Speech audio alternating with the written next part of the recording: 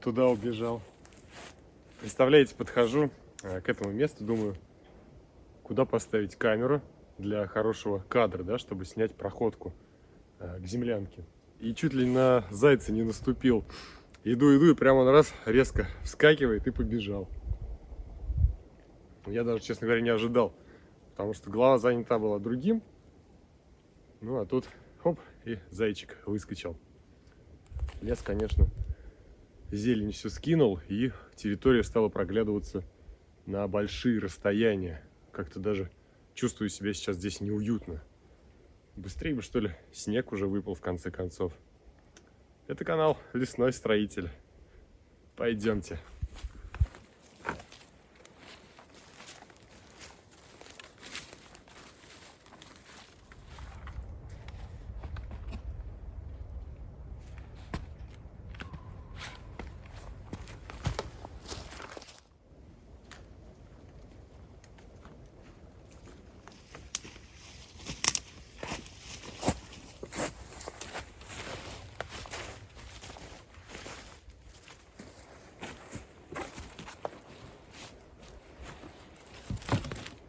Да, до землянки уже прям метров 100, наверное, 200 осталось. Ее уже видно. Заросшую травой крышу. Ну и у меня, как обычно, традиционный перекур после подъема. Следы меня смущают.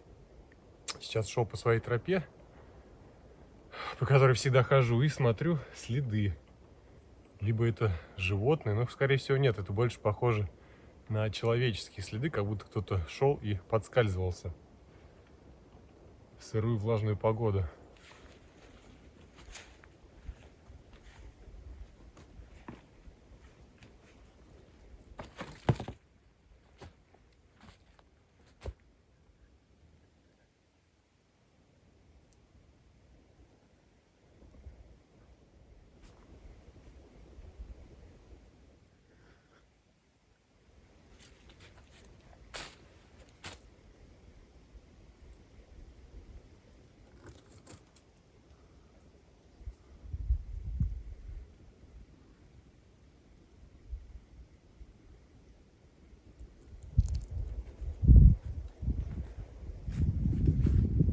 Снаружи все в порядке. Первый снежок уже даже лежит в лесу. Но здесь ощутимо холоднее, чем в городе. Вроде как никаких следов пребывания здесь других людей я не вижу. Пора зайти внутрь.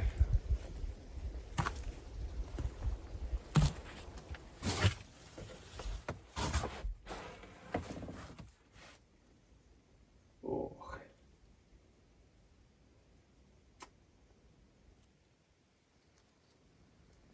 Да. Мыши перекочевали из одной землянки во вторую землянку.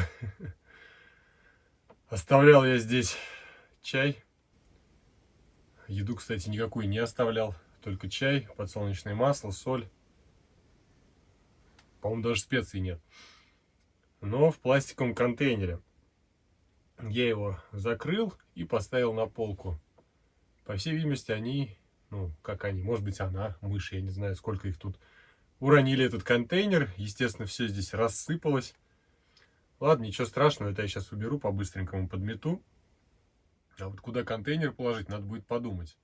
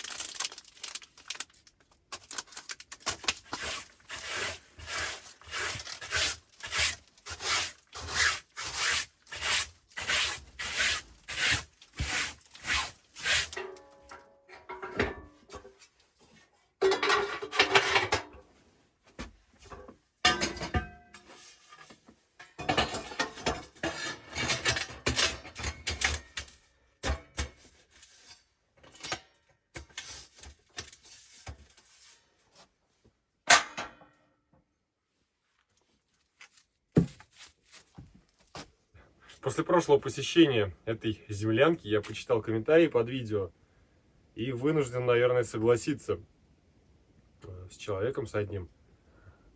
Этот человек писал о том, что базальтовый вот этот вот негорючий материал, который я прибил к стене, он может давать, ну как сказать, небольшую пыль, да, которая потом будет оседать в легких.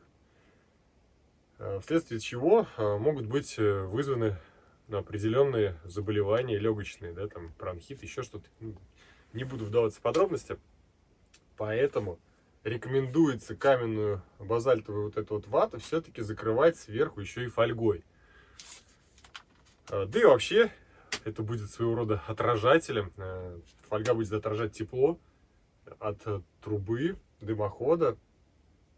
Ну и плюс ко всему, конечно же, это безопасность и здоровью, и стенам, чтобы они не загорелись. Дополнительная безопасность.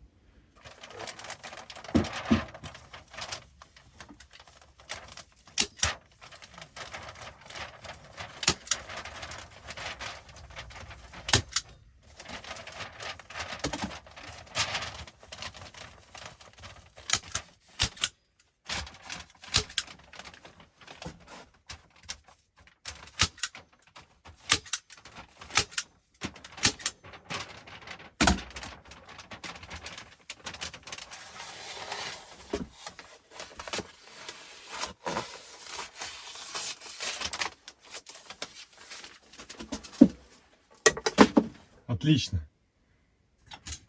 Так, что, надо, наверное, печурочку затопить.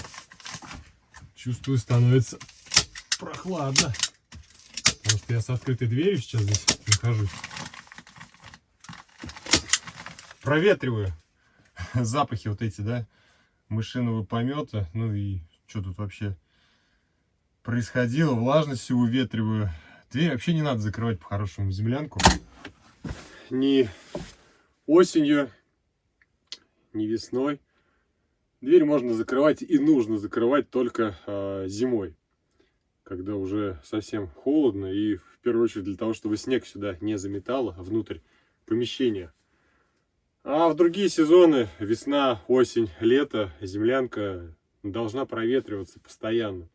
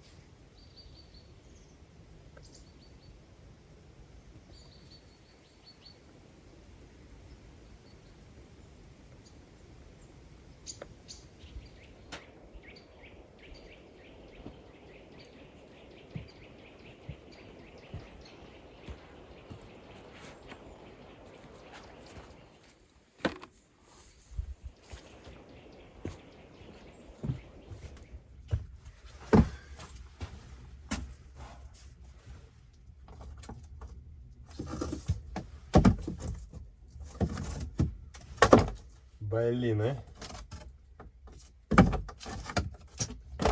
Вот это дела. У меня в гараже кусок оргстекла оставался, и я его, честно говоря, брал на удачу. Но он оказался маленьким. Ё-моё. Я хотел, короче говоря, сделать второе стекло, то есть двухкамерный стеклопакет. Все-таки зима. И заодно утеплить по периметру, чтобы не поддувало. Ну, ладно. А это оставлю, оргстекло, может куда-нибудь да пригодится еще здесь впоследствии. Какое-нибудь окошко, может быть, сделаю с этой стороны, да, как я изначально хотел, где у меня полки. Ну, посмотрю. Выкидывать не буду, оставлю. Но в любом случае сейчас утеплю по периметру окно обычным джутом. Вот этим вот, да. И еще взял такую небольшую типа шторки. Вообще на самом деле это кухонное полотенце. Но сделаю из кухонного полотенца шторку.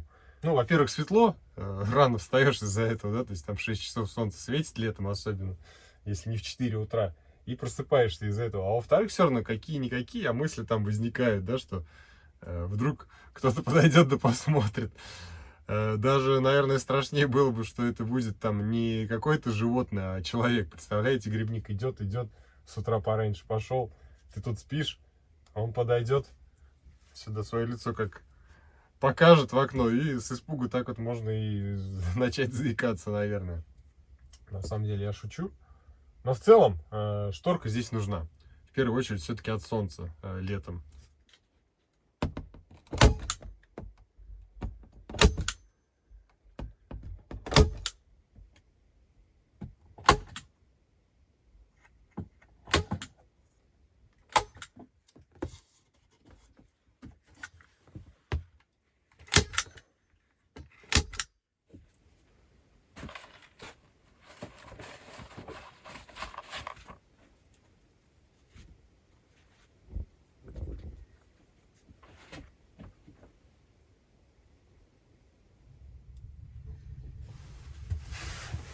Отлично.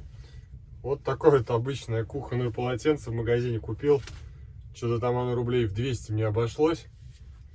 И в этот раз, в отличие от оргстекла второго, мне повезло. Размеры идеально подходят под это окно. Прям как раз полностью все закрывают. Здесь на гвоздик забью, а здесь просто буду вешать. И в принципе нормально. Что, вот так вот раз захотел, вот так раз зашторил. Захотел, убрал. То есть она у меня будет просто висеть как полотенце кухонное. Обычное. Но в то же время многофункциональное.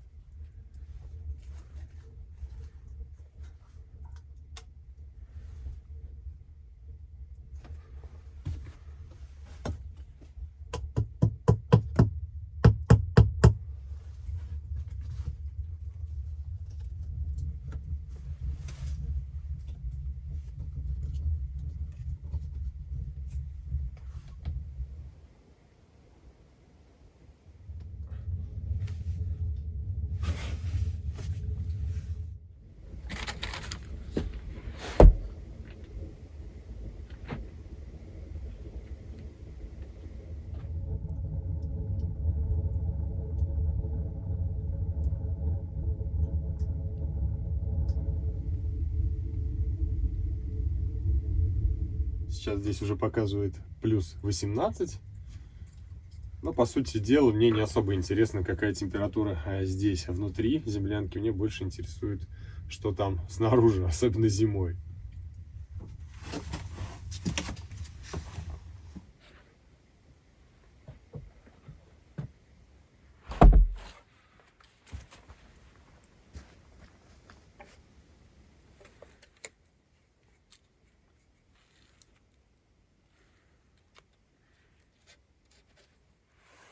Здесь, наверное, будет надежнее всего.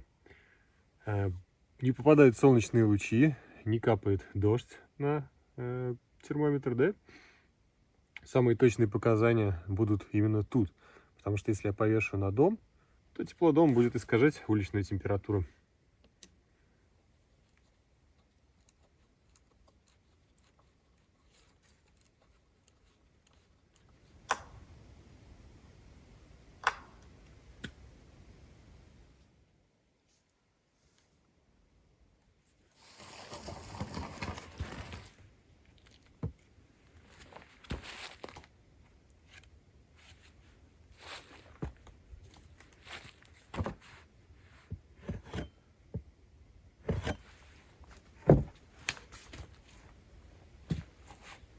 Такая тишина сегодня в лесу вообще. Если можно так даже выразиться, ужасная тишина. Слишком тихо.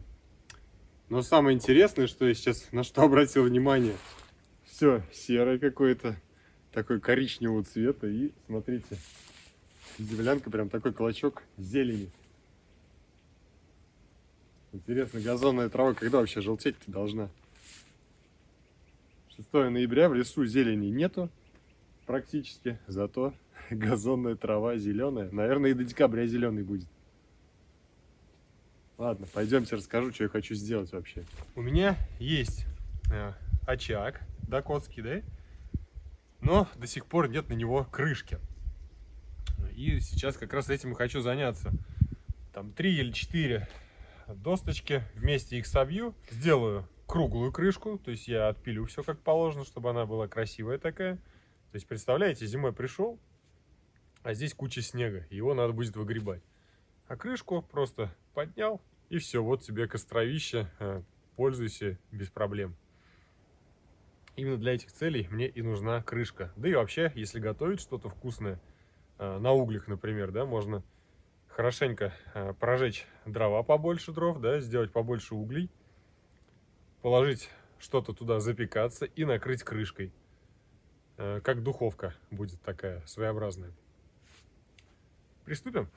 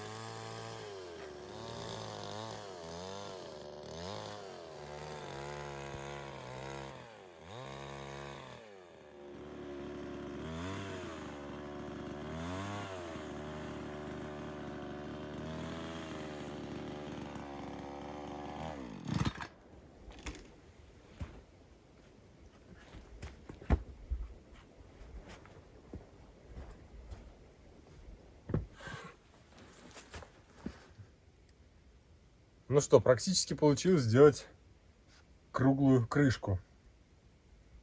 В целом я доволен сегодняшним днем. У меня еще есть в баке бензин у бензопилы. Я, честно говоря, не знаю, насколько его хватит. Но я думаю, самое время сейчас заготовить немножечко дров. Потому что уже совсем скоро будет зима. Дрова буду складывать сюда, на веранду. И частично внутрь землянки, в дом заносить. Но для начала давно смотрю на этот тент, кусок тента, висящий с крыши. И вот, честно говоря, он немножко раздражает уже. Пора его отрезать по размеру. И так как есть степлер, заодно его и прибью, чтобы он не мешался здесь и не попадался мне на глаза. И пойдем заготовим дровишек. Весь бензин потратим. Насколько хватит, столько и дров будет.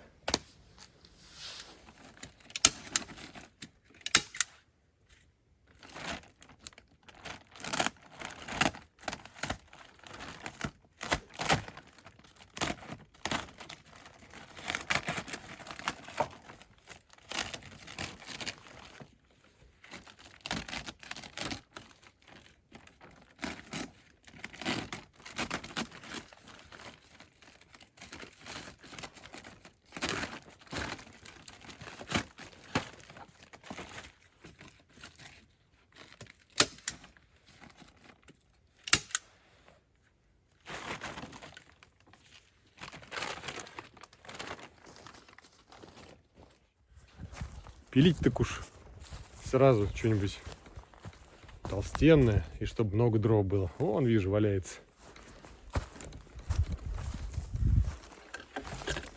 Тут даже далеко отходить не надо. 20 метров, 30. И куча этого валежника лежит. Просто немерено.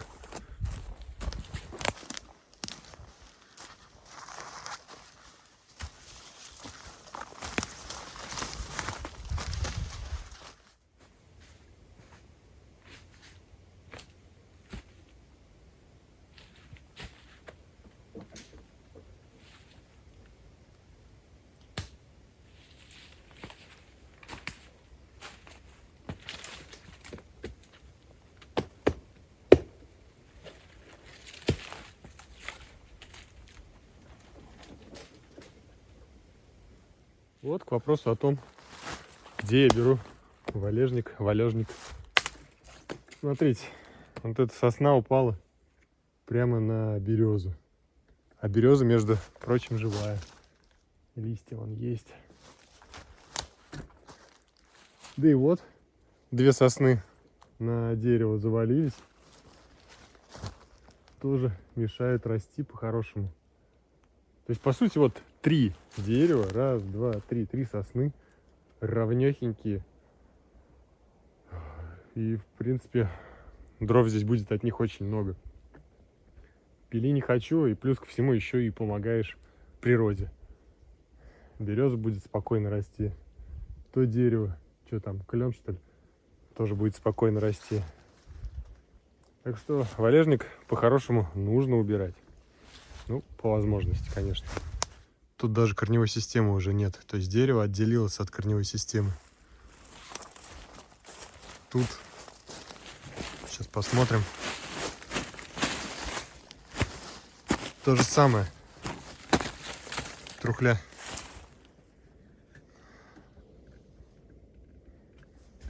Единственное, скажу сразу прямо и откровенно, я не особо силен в убирании таких застрявших деревьев, поэтому буду действовать по интуиции. Ну, а если я что-то делаю неправильно, строго не судите.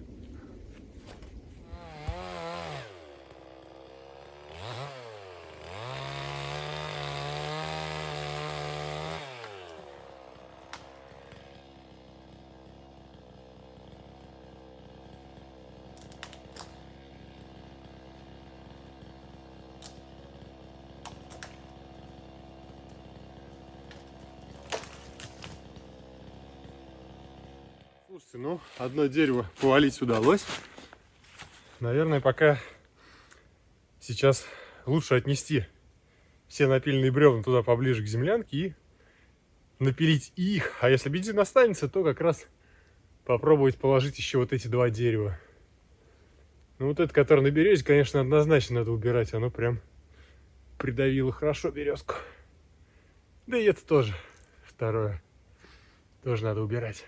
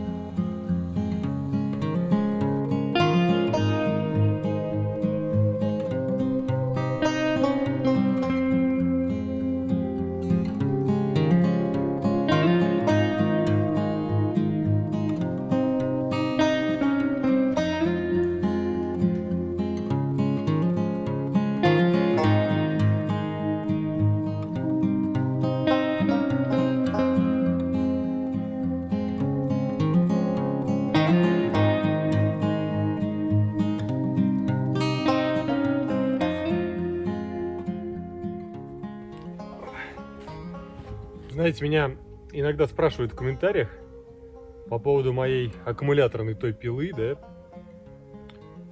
насколько она вообще удобна и насколько ее хватает заряда, в принципе, да, для того, чтобы напилить дрова.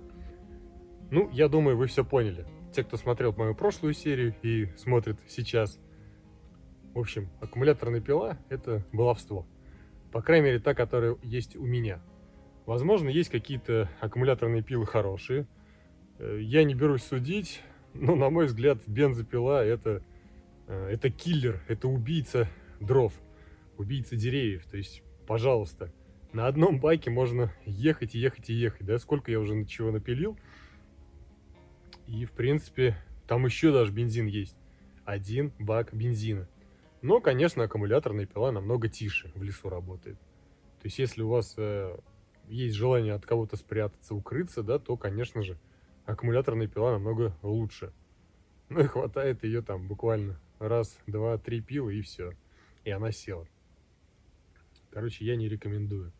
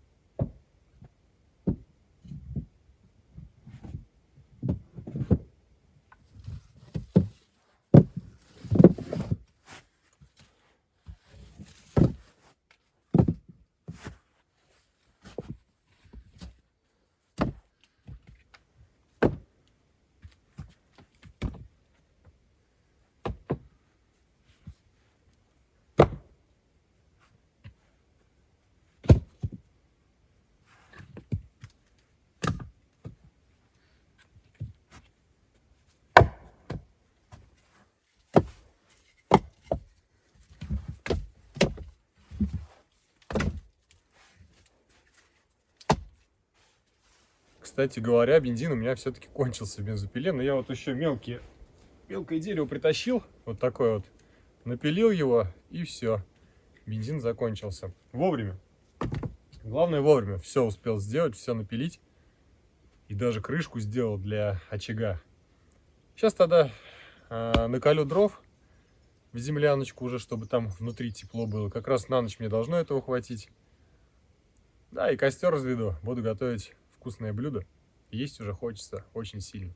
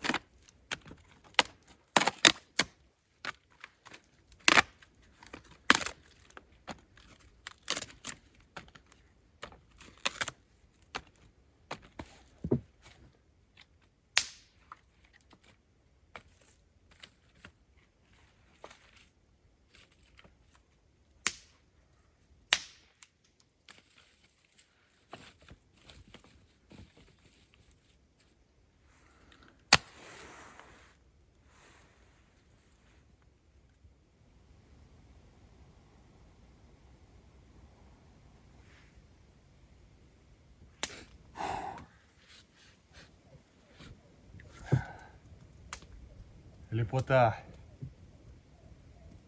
Костерок в осеннем лесу.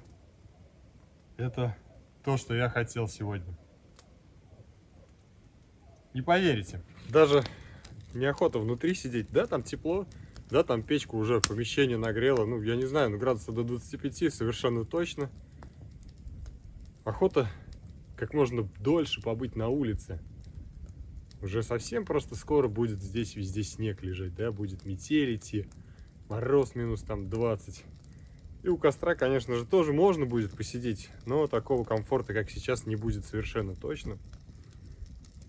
Все-таки будет комфортнее готовить внутри домика на печке какие-нибудь блюда интересные, да? Ох, а сейчас самое то. Стоять около костра, вдыхать аромат горящей смолы сосновой. И вообще запах сырости, влажности лесной. Он просто невероятный сегодня.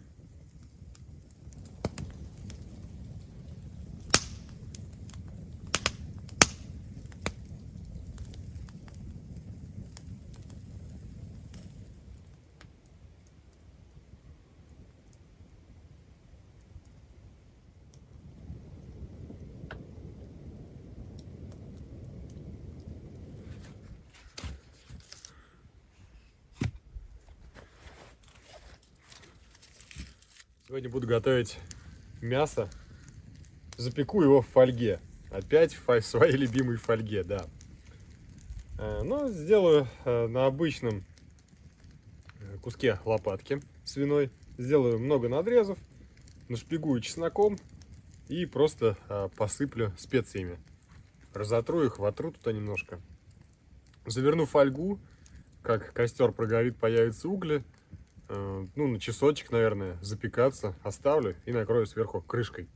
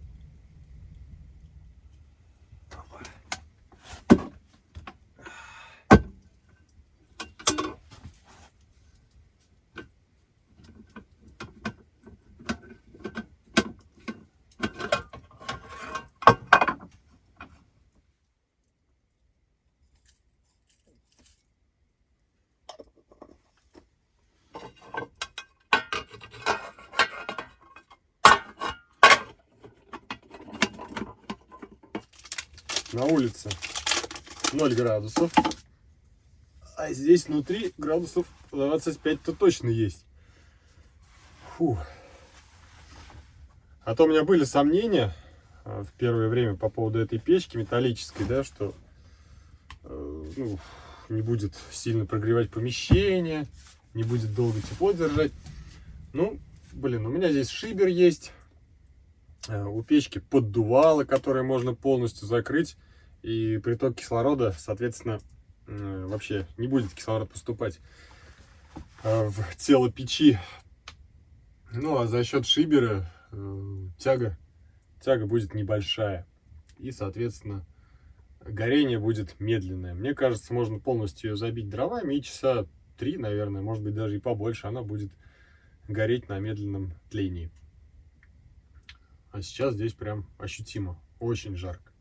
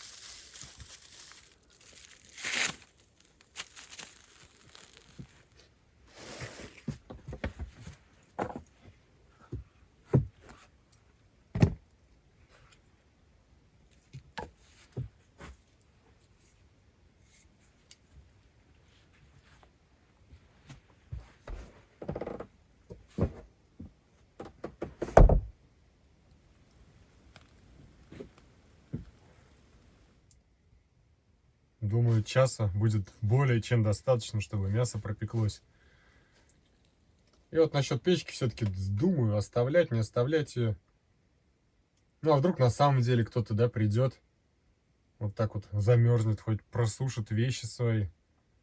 Ну, а если вдруг ее украдут, то в любом случае это будет мотивация для меня сложить здесь кирпичную печь.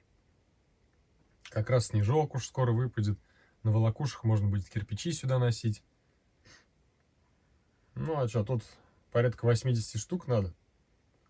В заходика 4, наверное, по 20 кирпичей на волокушах можно будет дотащить. Посмотрим.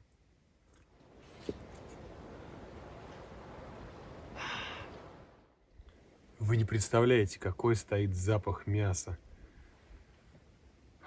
Ну-ка. О да, там тепло. Даже интересно, что получилось на этот раз.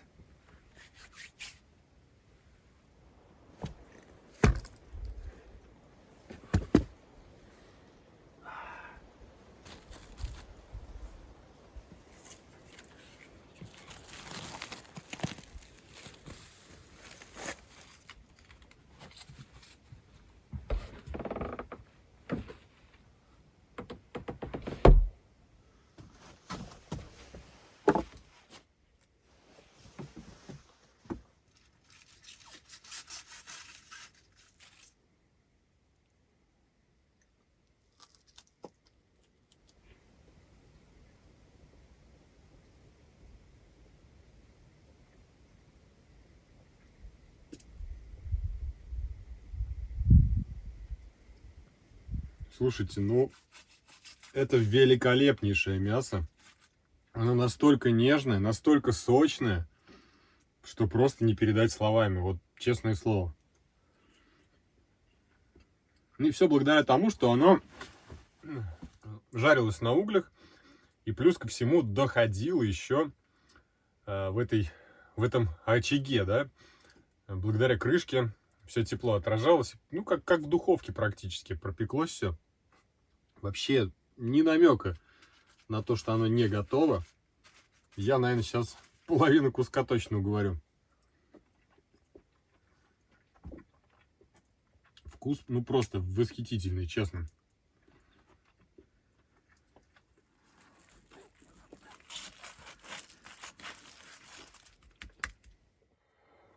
Мясное объедение, назову это так. Сейчас чаечек. Да спать ложусь. Спасибо, что посмотрели это видео до конца. Подписывайтесь на мой канал, если вы до сих пор еще не подписаны. Ставьте лайки. Кто-то, может быть, захочет поставить дизлайк. Не отказывайте себе в этом желании. Обязательно поставьте дизлайк.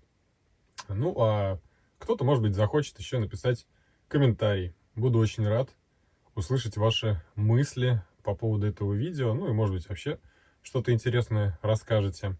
Это был канал Лесной Строитель. Пока-пока.